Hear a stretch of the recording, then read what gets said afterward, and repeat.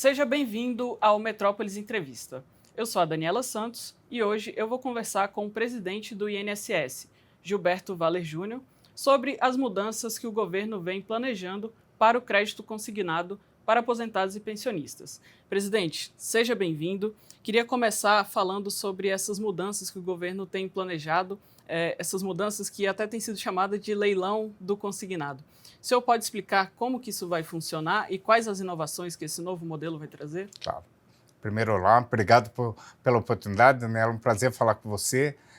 Quanto à questão dos consignados, a gente vem nesse ano todo tentando, de alguma forma, trazer um procedimento mais seguro, um procedimento que dê garantia ao nosso segurado, para que ele saiba o que está sendo contratado e que aquilo seja contratado sem qualquer outro tipo de venda casada, juro a mais, para que seja mais claro para ele e para que o INSS possa fiscalizar. Dentre esse estudo, uma das questões é o chamado marketplace, que nada mais é do que o leilão das taxas do consignado.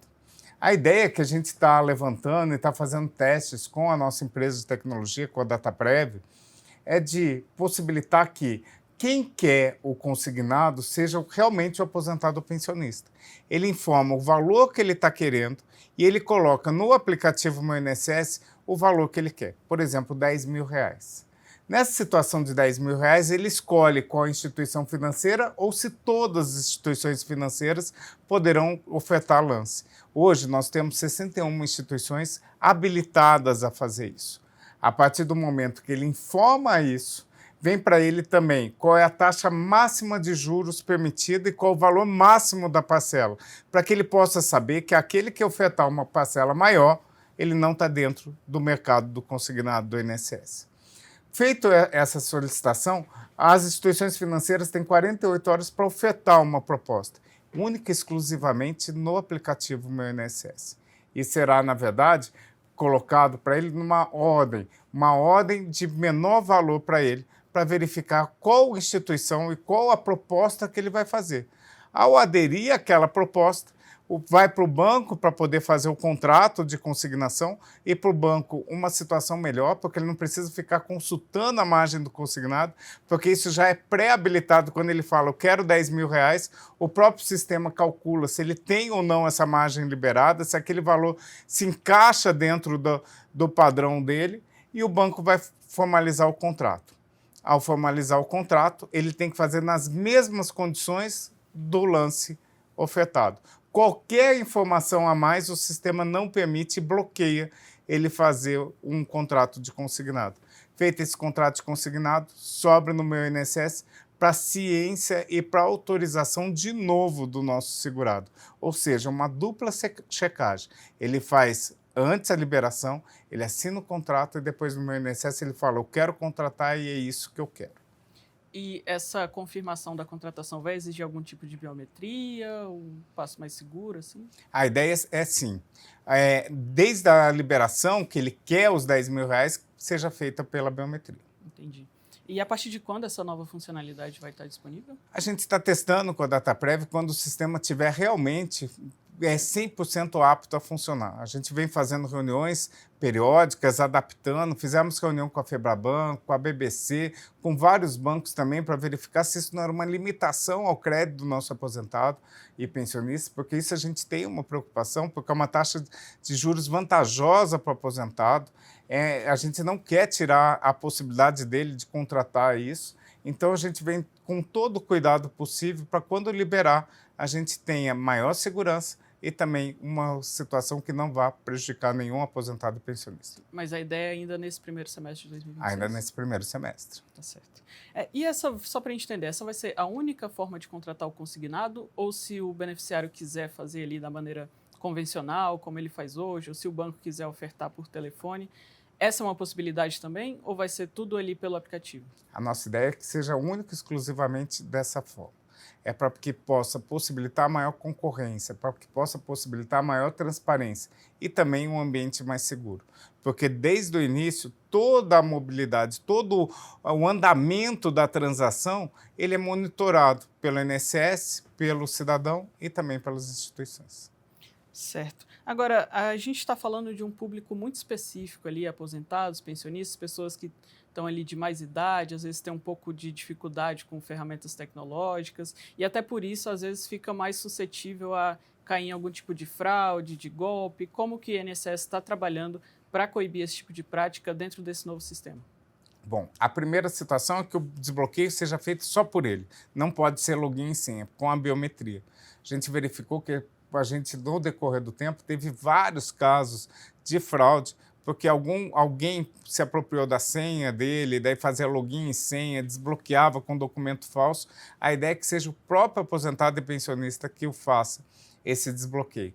Além disso, que faça essa dupla checagem, que ele faça o pedido de contratação, que ele selecione a instituição que ele quer, ou seja, não vai adiantar ficar fazendo aquele assédio, contrato, você tem imagem, bate a ideia dele. E depois, quando contratado, assinado por ele na instituição financeira, com todas as garantias de uma instituição financeira, com biometria, cadastro, análise documental, ainda retorne para ele, para verificar os termos e condições, se ele concorda ou não com aquele consignado.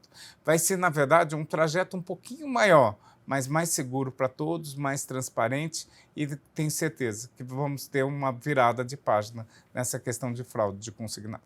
E quanto tempo vocês têm estimado entre esse processo de fazer ali, colocar ali a sua proposta até finalizar o contrato?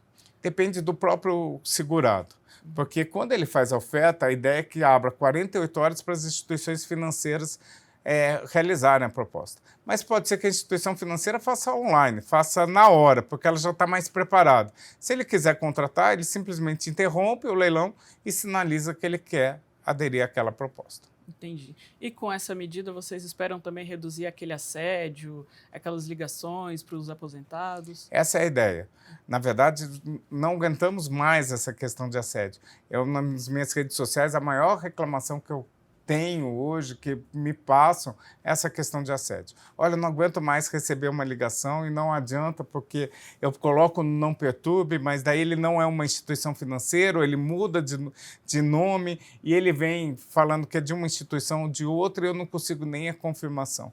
Esse assédio chegou ao limite, ninguém aguenta mais ficar recebendo ligação de manhã, tarde à noite para poder oferecer um consignado. A ideia é que a necessidade parta do aposentado e pensionista, que ele, na verdade, faça a solicitação e abra o leilão. Ou seja, esse assédio não vai garantir efetivamente que ele contrate aquele produto. Entendi. E uma outra coisa que o governo está esperando é a redução ali da taxa de juros, que os aposentados possam contratar esse consignado com uma taxa de juros menor. Tem uma estimativa de quanto que deve reduzir essa taxa de juros? Então, na verdade, isso é uma discussão no Conselho Nacional de Previdência Social, que hoje a taxa de juros é 1,85, e é um tema muito debatido, porque há interesses divergentes, porque muitos falam que a taxa de juros brasileira, a Selic, cresceu muito e não teve a correção da taxa de juros para o aposentado e pensionista. Nesse sentido, é importante salientar um veto que o presidente da República fez. O presidente Lula vetou um texto de lei que tirava do Conselho Nacional de Previdência Social e passava para o Conselho Monetário Nacional a definição de taxa de juros.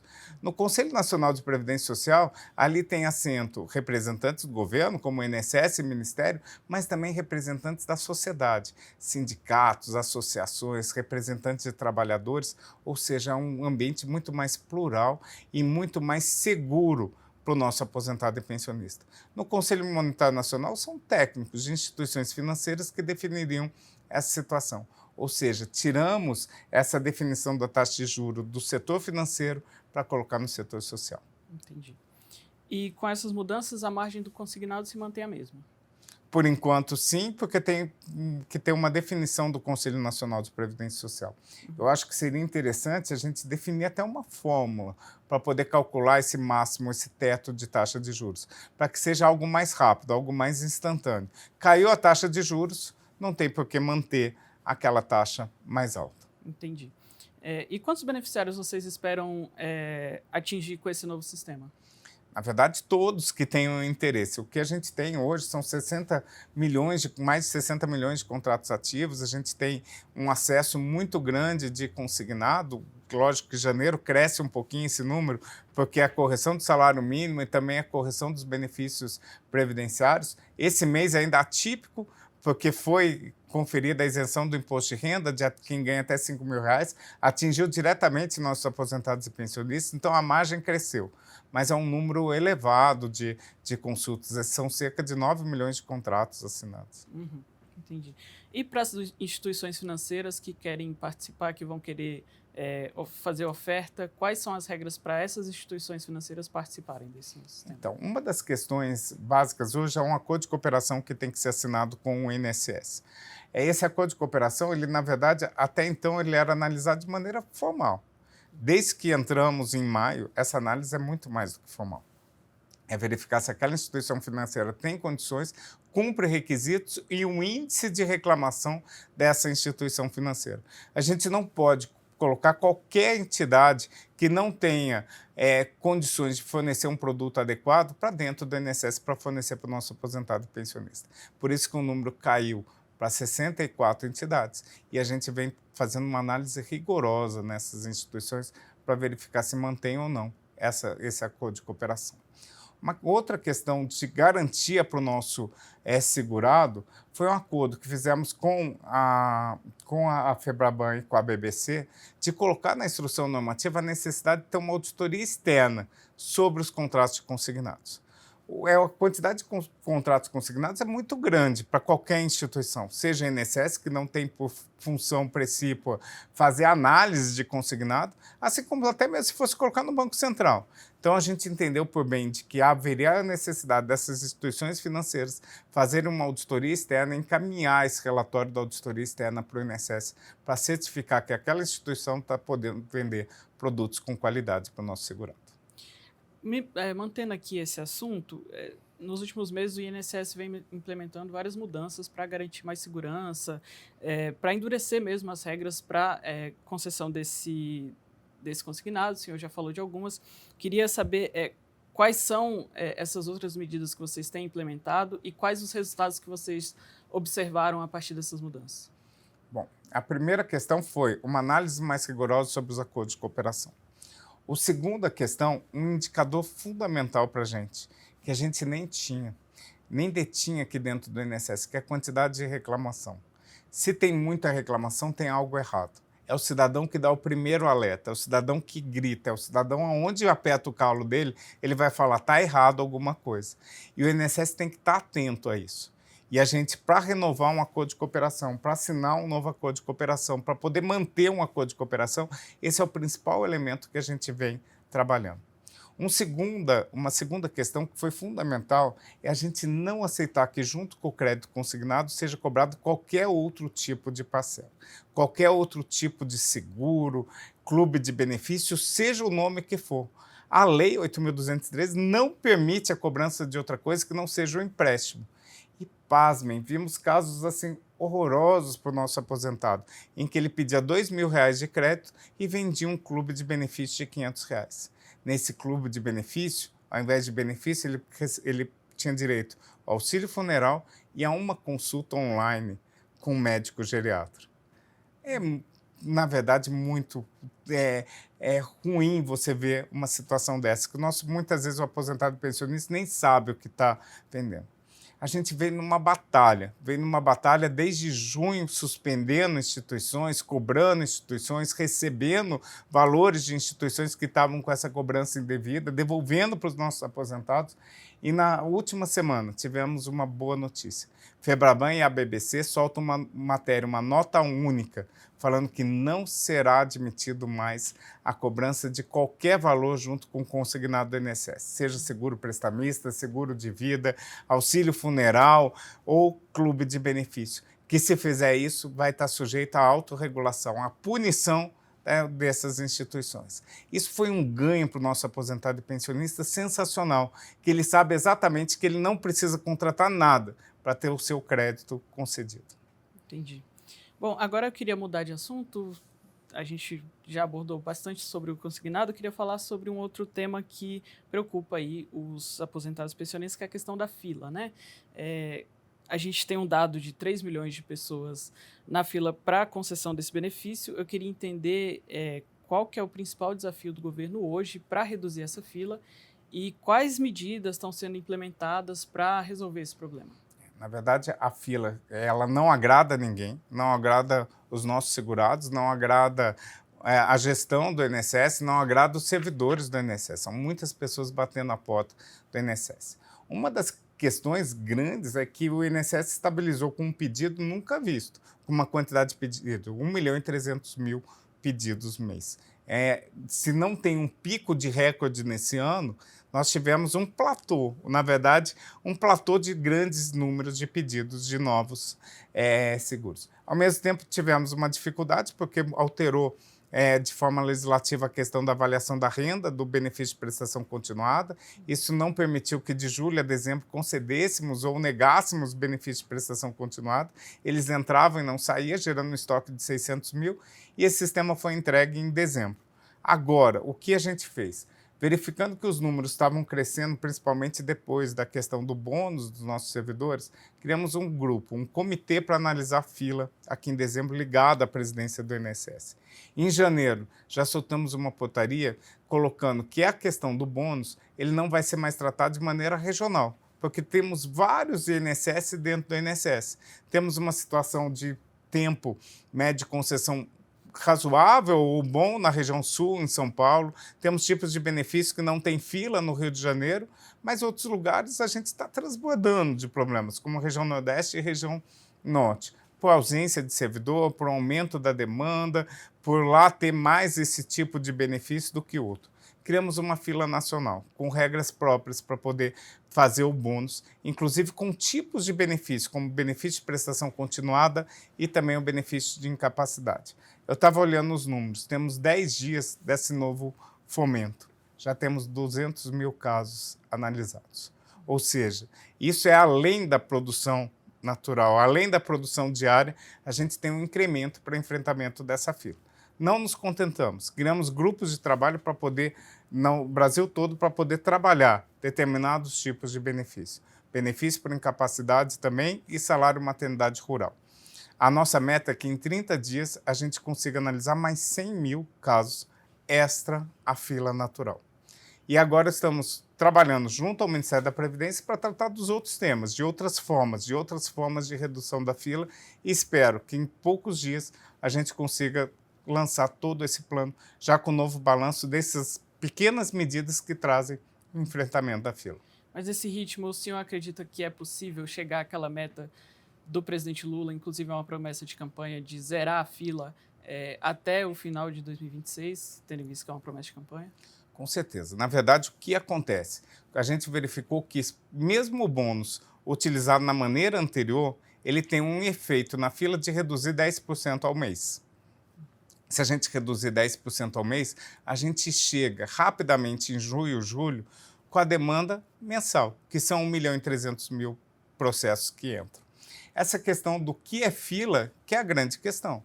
Um benefício previdenciário, quando alguém pede um benefício, ele tem um ritmo, ele tem que entrar, tem que ser analisado o cadastro dele, tem que marcar uma perícia, tem que ter o resultado da perícia e um pós-perícia. O que a gente está trabalhando? Aquilo que entra no mês de 1.300.000 é o tempo necessário para análise daquele benefício. Isso não pode ser considerado uma fila. O restante, dos 1.700.000, que é o que a gente tem que tratar e eliminar. A gente não pode ter benefício previdenciário sendo analisado fora do prazo de 45 dias. Isso é a meta que a gente tem. E tenho certeza que em julho a gente chega com esse resultado. Certo. Agora, presidente, falando sobre os descontos associativos. A gente está naquele processo de devolução dos descontos feitos de forma irregular. O prazo agora vai até 20 de março, certo? Segundo o último balanço que vocês divulgaram em janeiro, foram um pouco mais de 4 milhões de devoluções já efetivadas. O INSS tem uma estimativa de quantas pessoas ainda não deram nem aquele primeiro passo, assim, de iniciar a contestação? Quantas pessoas estão ali nesse universo que vocês querem chegar? É importante a gente mostrar isso como foi um procedimento transparente e aberto para todos. Quando da Operação Sem Desconto, em 23 de abril, a Polícia Federal e a Controladoria Geral da União, ao deflagrar a operação, estimou que 4,1 milhões de pessoas eram atingidas com 16 entidades fraudadas. Quando o presidente Lula me chama, ele fala o seguinte: não podemos deixar ninguém para trás, precisa passar um pente fino, precisamos devolver esse dinheiro para aposentados e pensionistas. E a nossa ideia foi da maior transparência. A gente abre e levanta que nos últimos 5 anos 9,3 milhões de pessoas tiveram algum desconto. Não quer dizer que esse desconto seja indevido ou não. E a gente pensou, como que a gente vai chamar essas pessoas? A gente abriu o procedimento para as 44 entidades que tiveram acordo de cooperação nos últimos 5 anos, possibilitando para que todo mundo questionasse. E aí a gente já teve 6,3 milhões de pessoas questionando aquele valor. Se a gente for olhar 6,3 de 9, 70% das pessoas já tiveram a possibilidade de questionar. Tenho certeza que não tem 70% de fraude em questão associativa, porque tem muita gente associada, tem muita gente que foi juntada à documentação, as entidades juntaram a documentação comprovando. Então, a gente verifica que a gente está atingindo, até pelos números agora, o teto disso. A gente já devolveu para 4,3 milhões de pessoas, um total de 2,9 bilhões de reais. Maior devolução administrativa da história, onde a administração pública pede ao judiciário o direito de devolver o valor sem deságio algum e corrigido, de maneira integral, e sem que o nosso cidadão, o nosso segurado, apresente qualquer documentação ou seja obrigado a juntar qualquer documentação provando que ele tem direito. Nós invertemos o ônus da prova. Ele fala que não autorizou e cabe à entidade comprovar o contrário. Se não fizer, o INSS devolve e cobra dessa entidade. Então, creio eu que falta muito pouco para a gente chegar ao final. Por que foi prorrogado até 20 de março? Tivemos um problema no sistema, o sistema ficou 2 semanas parado, para a gente não prejudicar a última quinzena, que geralmente é quando as pessoas se recordam, lembram, pensam naquilo. A gente resolveu passar mais 30 dias. Lembrando que acabar no meio do carnaval, que também não é uma data propícia para terminar um processo desse tamanho, junto com nossos aposentados e pensionistas. Então, por isso, a gente resolveu estender até 20 de março como prazo fatal e a ideia é não trazer mais. Uma preocupação que nós tivemos é a população ultra vulnerável, aquela com mais 80, indígenas, quilombolas, ribeirinhos. E, nesse caso, o governo, fazendo uma busca ativa, ele fez o requerimento em nome da pessoa. Ele nem foi obrigado a ir a uma agência do Correio, ligar no 135 ou no aplicativo. E aqueles mais 80, aqueles quilombolas indígenas, independentemente dele fazer adesão ou não ao acordo, o INSS já depositou o dinheiro para ele. Então, na verdade, é uma busca para que a gente não deixe ninguém para trás. Tá certo. Presidente, a gente está passando aqui para o final da nossa entrevista. Se o senhor quiser fazer alguma consideração final sobre esses assuntos que a gente colocou aqui, o senhor pode ficar à vontade. Tá certo. Na verdade, sabemos que em 2025 o nome do INSS foi muito ligado a essa questão de desconto irregular, de consignado. Nós estamos trabalhando com muita dedicação, todos os 18 mil servidores do INSS, para poder mostrar o que realmente o INSS vem fazendo, ou qual o papel do INSS. O INSS é responsável por um orçamento para pagar benefícios de 1 trilhão e 200 bilhões de reais. 41 milhões de benefícios são mantidos pelo INSS. 93 milhões de segurados recolhem o INSS mensalmente, esperando a sua aposentadoria. O objetivo e o compromisso do INSS hoje, dos seus servidores, da gestão do INSS, é trazer de volta esse INSS que só se fala em concessão e manutenção de benefício previdenciário. Esse foi o Metrópolis Entrevista com o presidente do INSS, Gilberto Valer Júnior. Para mais entrevistas como essa, acesse o nosso canal no YouTube.